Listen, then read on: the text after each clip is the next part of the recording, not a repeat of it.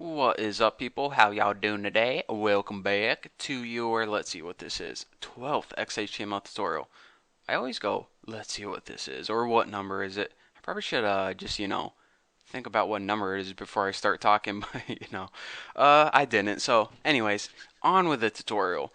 In this tutorial, I said we're going to be talking a little more about tables, and I meant it, because in this tutorial we're going to be learning about table headers. Now, a header for your table is pretty much a title that you can put for each column.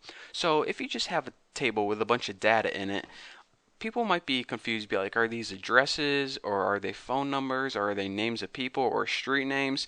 I need a title to tell me what each row means, or excuse me, what each column means. So in order to do that, we need to create table headers. So in order to create table headers, we first need a table. So let's go ahead and make a table with a border of 1 and put the ending table so we don't forget it later on.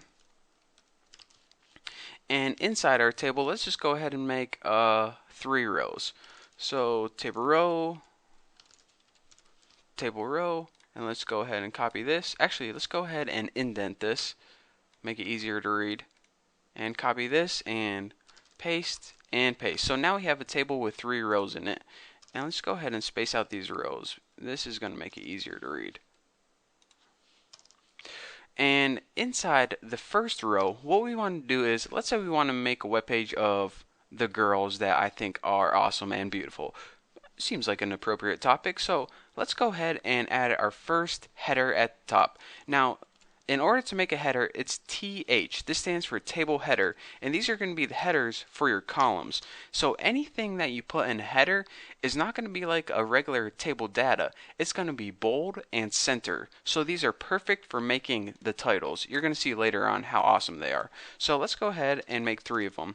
We'll have 3 columns in this table. We'll have the name of the girl, and I'll write a movie that they played in. I'll pick movie stars and write the person who they love right there. So I'm going to have their name, a movie that they played in, and someone that they love in the 3rd column. So let's go ahead and in our first row, we'll make our first girl. Remember, you need table data for this because this is just regular data information. So let me go ahead and copy this. So now we have 3 bits of data. The first one is the name, and the first girl that is awesome is Natalie Portman, even though she's preggy right now. Best of luck, Natalie. And a movie that she played in, Garden State. If you guys never saw it, I would highly recommend checking it out. And the person that they love, let's just go ahead and put Bucky, because, I'm pretty irresistible if I don't say myself. So let's go ahead and take all this data, copy it, and put it into our next row. But we can't just stress the fact how much Natalie Portman loves me because, we all know that. So let's go ahead and pick a new girl. And that would be Rachel McAdams. And that's the girl who played in The Notebook and Mean Girls. She played, I think, Regina in Mean Girls. Don't ask me how I know that. Just just let it slide. And who she loves, yeah, we'll just leave that Bucky for now. So, and go ahead and save that and refresh this and check it out. The name, this is your table header right now. And you can see a table header is different because A, it's centered. All these are left justified, and this is centered.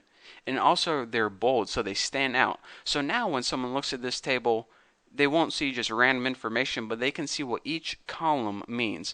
It's a lot easier to read and a lot easier to follow.